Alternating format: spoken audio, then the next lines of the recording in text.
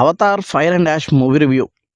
Cinema చూశాక నాకు ఒక్కటే అనిపించింది, జేమ్స్ కెమెరాన్ తాతకి దండం పెట్టాల్సిందే. ఆ విజువల్స్ కానీ, టేకింగ్ కానీ, జేమ్స్ కెమెరాన్ గారి ఐడియాస్ కానీ మైండ్ బ్లోయింగ్ అనే మాట చాలా చిన్నది. కానీ ఓవరాల్ సినిమా మాత్రం ఫస్ట్ పార్ట్ ఇచ్చిన ఇంపాక్ట్ ఇవ్వలేదు. సెకండ్ పార్ట్ కన్నా కొంచెం బెటర్గా అనిపించింది. నాకైతే ఒకసారి చూడవచ్చు అనిపించింది. ఆ విజువల్స్ కోసం మాత్రం 2-3 సార్లు బిగ్ స్క్రీన్ మీద చూడవచ్చు అనిపించింది. అవతార్ సినిమాస్ని బిగ్ స్క్రీన్ మీద అంటే ఐమాక్స్ 4DX థియేటర్లో చూస్తేనే బాగుంటాయి. మీరు కూడా ఒక మంచి థియేటర్లో సినిమా చూడండి. విజువల్స్ పరంగా మీకు మంచి ఎక్స్పీరియన్స్ ఇస్తుంది. సినిమా ప్లాట్ ముందొచ్చిన 2 మూవీస్కి సిమిలర్గానే ఉంటుంది.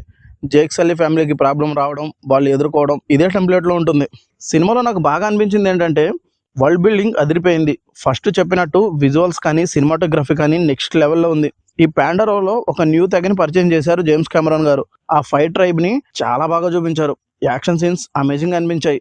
ఫైట్ ట్రైబ్ ఇంట్రడక్షన్ అప్పుడు వచ్చే action scene, pre climax and క్లైమాక్స్లో వచ్చే యాక్షన్ సీన్స్ అదిరిపోయాయి. ఇక నెగిటివ్ విషయానికి వస్తే స్టోరీ రిపిటేటివ్ అండ్ రెగ్యులర్గా అనిపించింది. ఫస్ట్ పార్ట్ రేంజ్లో ఎమోషన్స్ వర్కౌట్ అవ్వలేదు. రన్ టైం కూడా సినిమాకి అతిపెద్ద మైనస్.